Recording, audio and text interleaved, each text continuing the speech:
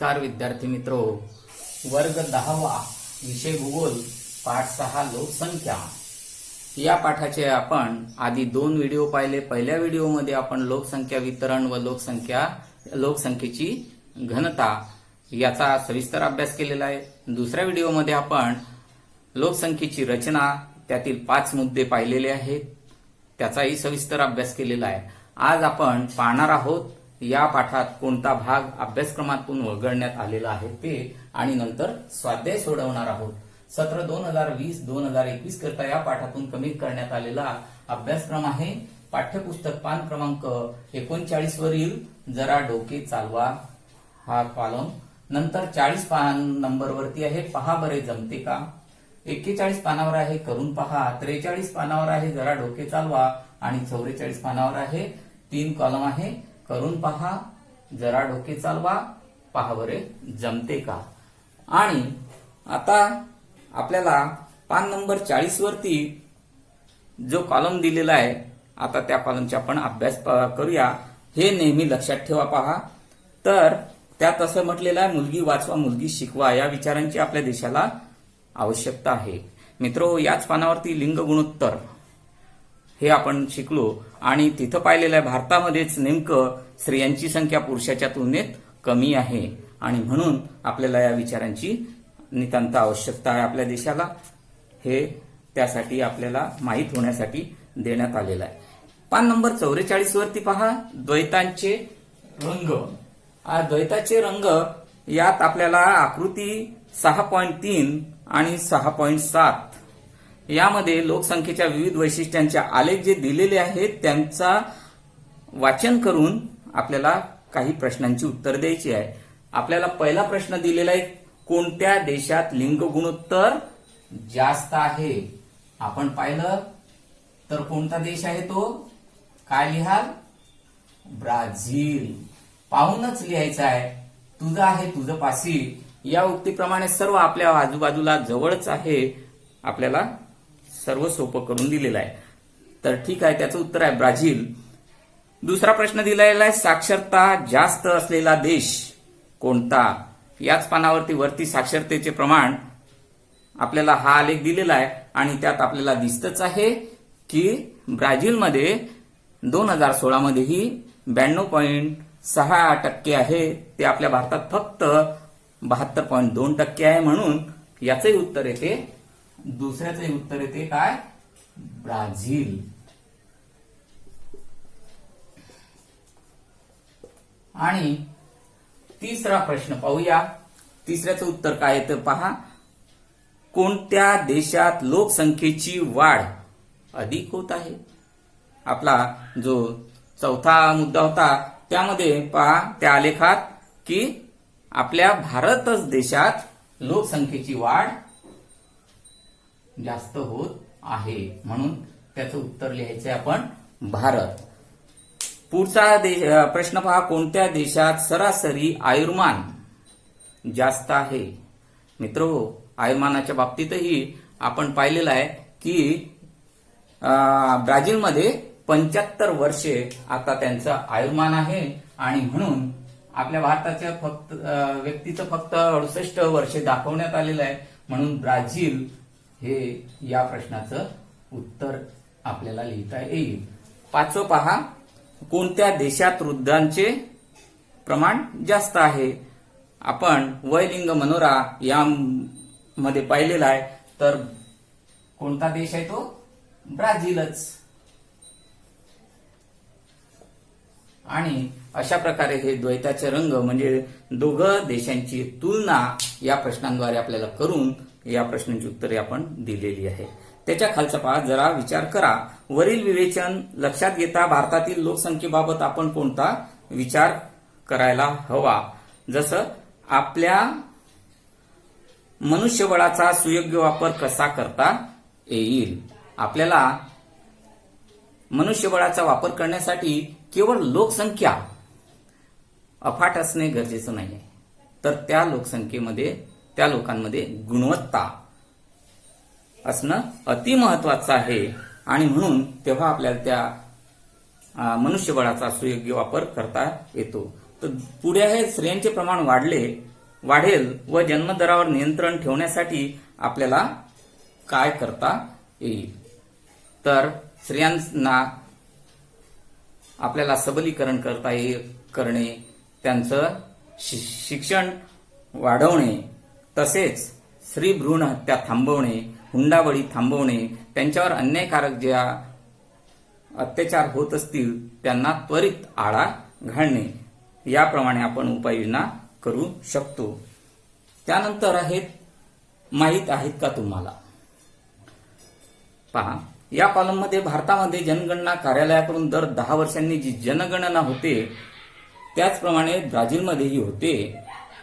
ती IGBE म्हणजे Brazilian institute of geography and statistic या संस्थेकडून ब्राझील देशाची जनगणना केली जाते आणि दोघं देशांची पहिली जनगणना 1872 साली झालेली आहे.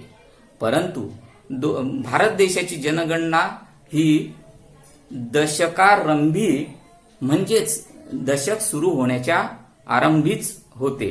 जसे 1961, 1971, 1981, 1991, आता येणारी आपली जनगणना 2021 म्हणजेच 2021 जानेवारीपासून जनगणना व्हायला सुरुवात होईल.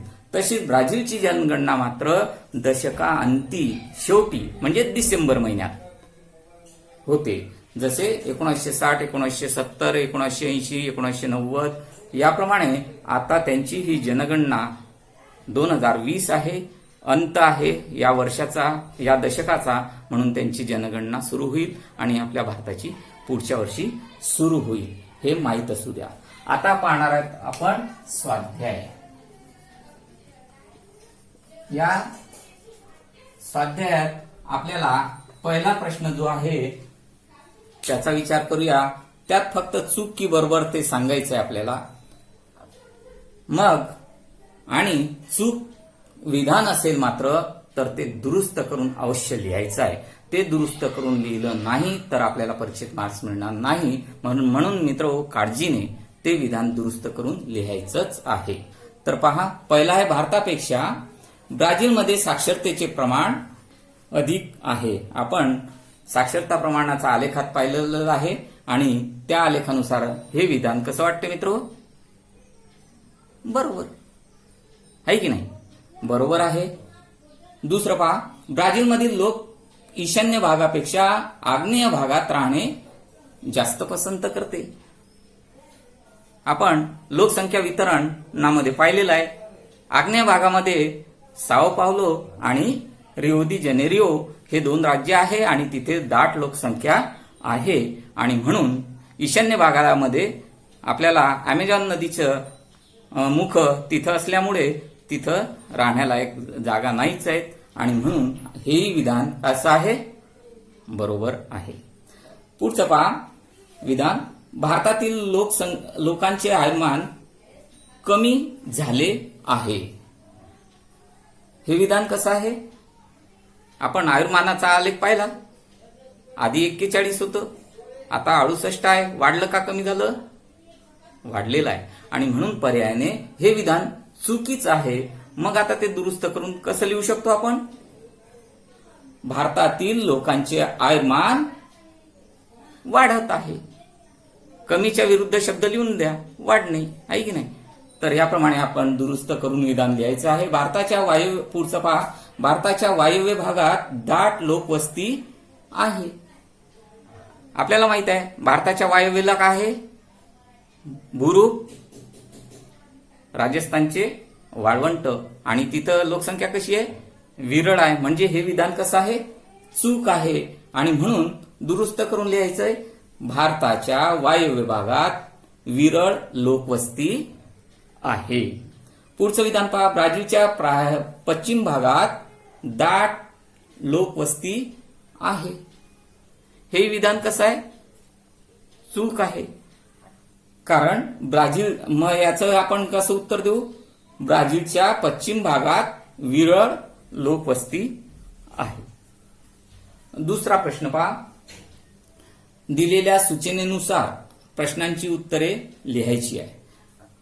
आपल्याला हा प्रश्न क्रमांक 1, 2 आणि 3 यापैकी कोणत्याही प्रश्नामध्ये बोर्डाच्या परीक्षेत येऊ शकतो आणि 4 प्रश्न असतील, प्रत्येकाला 1 गुण असेल. पाहूया पहिला प्रश्न. भारतातील खालील राज्यांची नावे लोकसंख्येच्या वितरणानुसार उतरत्या क्रमाने आपल्याला लिहायची आहे. जी यादी दिलेली आहे त्यावरून उतरता क्रम आपल्याला लिहायचा आहे. आधी यादी वाचून घेऊ आणि मग उतरता क्रम लिहूया. यादी पहा काय आहे. हिमाचल प्रदेश, उत्तर प्रदेश, अरुणाचल प्रदेश, मध्य प्रदेश आणि आंध्र प्रदेश. एकूण 5 राज्यांची आपल्याला नावे दिलेली आहे आणि त्यांचा उतरता क्रम पहा. तर सर्वात आधी जास्त दाट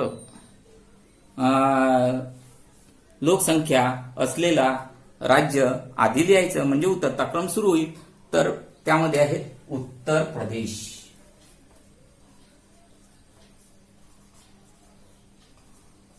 त्याच्यानंतर त्याच्यापेक्षा आपण लोकसंख्या वितरण टिंब पद्धतीमध्ये जे पाहिलेलं आहे ना, नकाशा आले त्यानुसार आपण हे लिहू शकतो. 2 नंबरला येईल कोणतं सांगा. बरोबर आहे, मध्य प्रदेश.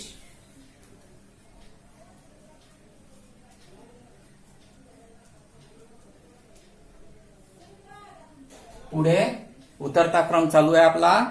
काय येईल सांगा. आंध्र प्रदेश,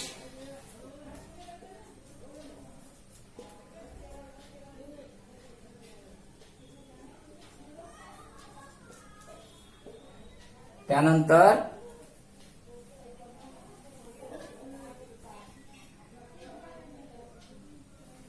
हिमाचल प्रदेश,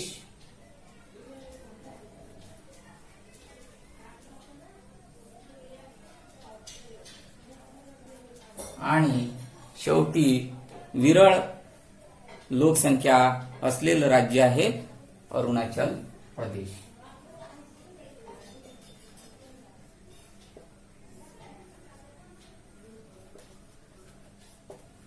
त्यानंतर दुसरा प्रश्न पहा. ब्राझीलमधील खालील राज्यांची नावे लोकसंख्या वितरणानुसार चढत्या क्रमाने लिहायची आपल्याला. आता चढता क्रम म्हणजेच काय येईल. आपल्याला आधी सर्वात विरळ लोकसंख्या असलेल्या राज्याचं नाव आधी लिहावं लागेल. त्यात आहे कोणकोणते राज्य पहा आधी.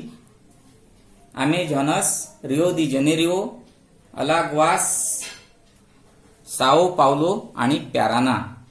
तर अलाग्वास पहिल्याने येईल, दुसरा येईल अमेझॉनस, तिसरं येईल पॅराना, चौथं येईल रिओ दी जानेरिओ आणि सर्वात दाट लोक वस्ती असलेलं साओ पावलो. तर याप्रमाणे आपल्याला चढता क्रम लिहिता येईल. पुढचा आहे लोकसंख्येवर परिणाम करणाऱ्या पुढील घटकांचे अनुकूल प्रतिकूल अशा गटात आपल्याला काय करायचे आहे, मांडणी करायची आहे. तर ही मांडणी करत असताना आपल्याला आखणी करून घ्यावी लागेल किंवा सरळही लिहिलं तरी चालते. प्रतिकूल घटक गट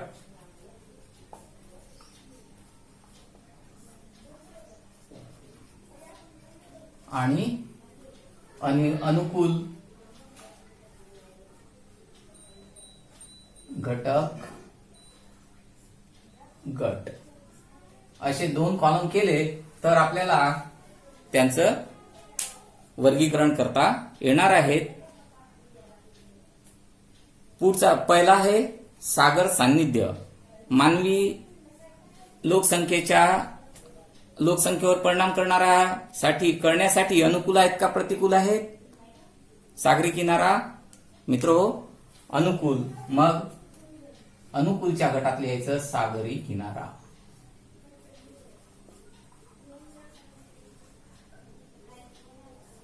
याप्रमाणे.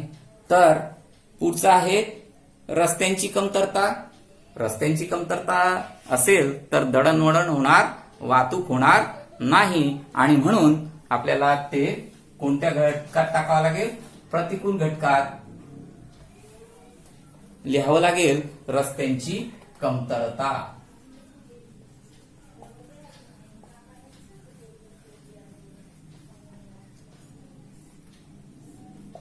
त्यानंतर पुढचा आहे पहा समशीतोष्ण हवामान.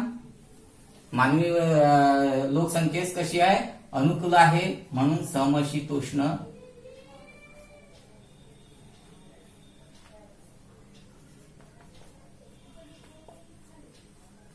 हवामान. आपल्याला कोणत्या घटकात लिहिता येईल? अनुकूल घटक गटात लिहिता येईल. त्यानंतर उद्योगधंद्यांची उणीव, कमतरता आहे, लोकसंख्येवर परिणाम होणार आहे. तिथं उद्योग करायलाच काही संधी नाही आहे, पोट भरायलाच साधन नाही आहे, लोक तिथं राहतील काय? अर्थातच नाही. आणि म्हणून प्रतिकूलच्या घटकात येईल उद्योग धंद्यांची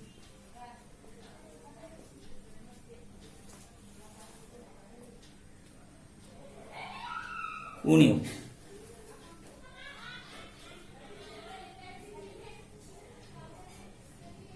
त्यानंतर पुढचं पहा नवीन शहरे आणि नगरे.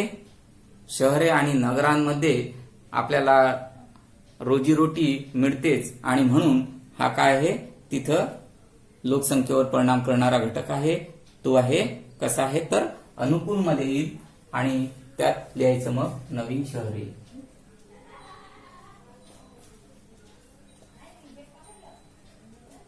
व नगरे. त्यानंतर पुढचा घटक पहा उष्ण कटिबंधीय आर्द्र वने. उष्ण कटिबंधात राहणं शक्य नाही, त्यातल्या त्यात आर्द्र आहे की नाही? म्हणजेच अमेझॉन नदीचं खोरे अर्थातच. तर हे कसं आहे? प्रतिकूल आहे, आणि म्हणून प्रतिकूलच्या गटात लिहिता येईल उष्णकटिबंधीय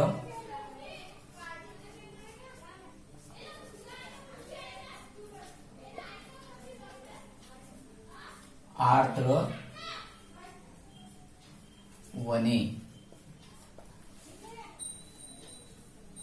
त्यानंतर खनिजे.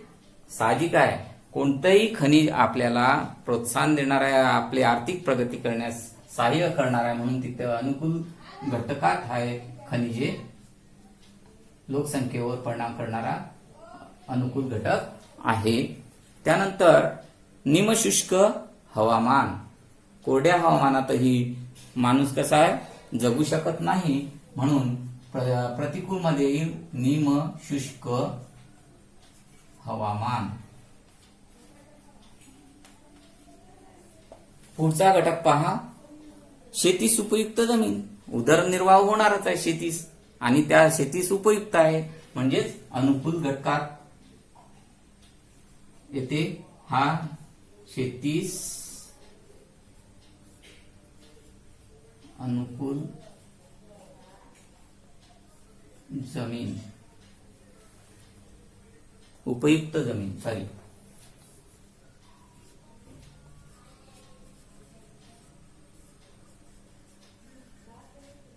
याप्रमाणे आपण या प्रश्नाचं उत्तर देऊ शकतो. पुढील प्रश्न आहे खालील प्रश्नांची उत्तरे द्या. हे मोठे 2 किंवा 3 गुणांसाठी येणारे प्रश्न आहे. यामध्ये आपल्याला फरक स्पष्ट करा, उदाहरणे द्या वगैरे येऊ शकते. तर या आपला पूर्ण अभ्यास डिटेलमध्ये करा, या प्रश्नांची उत्तर देऊ शकतो. पाहूया थोडक्यात. भारत व ब्राझील देशाच्या लोकसंख्या वितरणावरील साम्य आणि फरक स्पष्ट करा. मित्रो, साम्य जर पाहिलं आपण तर भारताच्या उत्तर भागामध्ये अतिउंच हिमालय आहे, अति थंड हवामान, आणि म्हणून तिथं विरळ लोकवस्ती आहे. त्याचप्रमाणे ब्राझील देशामध्ये सुद्धा ब्राझील देशाच्या उत्तरेकडे विरळ लोकवस्ती आहे, कारण तिथे उष्ण हवामान आहे. विषुववृत्त जवळ असल्यामुळे उष्ण हवामान, दमट हवामान, आणि अमेझॉन नदीचं खोरे तिथं वर्षावने आहे, आणि म्हणून तिथेही विरळ लोकवस्ती आहे. अशा प्रकारे आपल्याला साम्याची उदाहरणे देता येतील आणि या प्रश्नाचे उत्तर लिहिता येईल. पुढचा पहा, लोकसंख्या वितरण आणि हवामान यांचा सहसंबंध देऊन उदाहरणे देऊन स्पष्ट करा. बरोबर आहे. लोकसंख्या कुठं ज्यादा दाट होऊ शकते की जिथं पाण्याची उपलब्धता असेल, सुपीक जमीन असेल, मैदान असेल आणि शेतीस अनुकूल अशी पाणी व्यवस्था सुद्धा असेल. तर जसं की आपल्या भारतामध्ये गंगेचे मैदान, तर ब्राझीलमध्ये पाहायला गेलं तर आग्नेय किनारपट्टी म्हणजेच साओ पावलो राज्य किंवा रिओ दि जेनेरो हे उदाहरण आपल्याला यासाठी देता येईल. भौगोलिक कारणे लिहा. लोकसंख्या हे एक महत्वाचे संसाधन आहे. या प्रश्नाचं उत्तर देण्यासाठी आपण सुरुवातीलाच पाहिलं की ज्या देशाची लोकसंख्या अफाट आहे परंतु ती गुणवत्तापूर्ण आहे तर त्या देशाची प्रगती होईल आणि म्हणून आपण तेच लिहू शकतो की गुणवत्तापूर्ण समाज हा देशाची प्रगती लवकर करू शकतो आणि म्हणून ते एक महत्वाचं संसाधन ठरते. पुढचा प्रश्न पहा. ब्राझीलच्या लोकसंख्येची सरासरी घनता खूप कमी आहे. या प्रश्नाचं उत्तर देण्यासाठी आपल्याला त्यांच्या वाट्याला आलेली पृथ्वीपैकी भूभाग किती आहे, 5.6% आहे आणि त्या मानाने तेथील लोकसंख्या किती आहे, 2.14% का किती, म्हणजे अफाट जमीन आणि लोक राहणारे कमी, त्यामुळे तेथील सरासरी घनता कशी होणार आहे, साहजिक आहे, विरळ राहणार आहे. भारताच्या लोकसंख्येची सरासरी घनता जास्त आहे. आता त्याच्या उलट आपल्या भारतामध्ये आहे. पृथ्वीच्या एकूण भूभागापैकी 2% आपल्याला जमीन मिळालेली आहे आणि 17% वर आपली लोकसंख्या आहे आणि म्हणून आपल्या भारतामध्ये काय आहे, दाट सरासरी घनता जास्त आहे. अमेझॉन नदीच्या खोऱ्यात लोकसंख्येचे वितरण विरळ आहे. याचंही कारण आपल्याला देता येईल. अमेझॉन नदीचं खोरे हे विषुववृत्तावर आहे. तिथं अतिउष्णतामान, दमट हवामान आणि रोगट पुन्हा दुर्गम प्रदेश आणि म्हणून हे अमेझॉन नदीचं खोरे लोकवस्तीच्या वितरणावर परिणाम करतं. पर्यायाने तिथं विरळ लोकवस्ती वितरण आहे. गंगेच्या खोऱ्यात लोकसंख्येचे वितरण दाट आहे. मित्रो, गंगा नदीचं खोरे हा आपण भारताचा मैदानी भाग म्हणून मैदानी प्रदेशात गणला गेलेला आहे. तिथं शेती सुपीक अशी सुपीक जमीन आहे, पावसाची उपलब्धता आहे, पाण्याची उपलब्धता आहे, रस्ते आहे आणि म्हणून येथे काय आहे, या खोऱ्यामध्ये वितरण कसं आहे, लोकसंख्येचं दाट आहे असं आपण या प्रश्नाचं उत्तर देऊ शकतो. पुढचा प्रश्न पहा. आपल्याला स्त्री आणि पुरुष 2 चौकटीमध्ये दाखवण्यात आलेलं आहे आणि त्यावर प्रश्न विचारलेला आहे की एका चौरस किमी क्षेत्र दर्शवणाऱ्या अ व आ चौकोनामधील लोकसंख्येच्या घनतेची तुलना करून वर्गवारी करायची आहे. अ मध्ये पाहिलं तर आपल्याला 4 पुरुष दिसत आहेत, 3 स्त्रिया दिसत आहेत, म्हणजे हे प्रमाण 4:3 झालेलं आहे. तर आपल्याला खालती जर पाहिलं आ मध्ये 8 पुरुष आणि 10 स्त्रिया आहे आणि यामुळे आपल्याला कसं दिसते, एकात जास्त प्रमाण आहे तर दुसऱ्यात कमी प्रमाण आहे. तर त्यावरून आपल्याला तो निष्कर्ष वर्गवारी करायची आहे. तर याप्रमाणे आपला हा पाठ इथं संपलेला आहे. या पाठात तुम्हाला अजूनही काही शंका असतील तर तुम्ही विचारू शकता. धन्यवाद.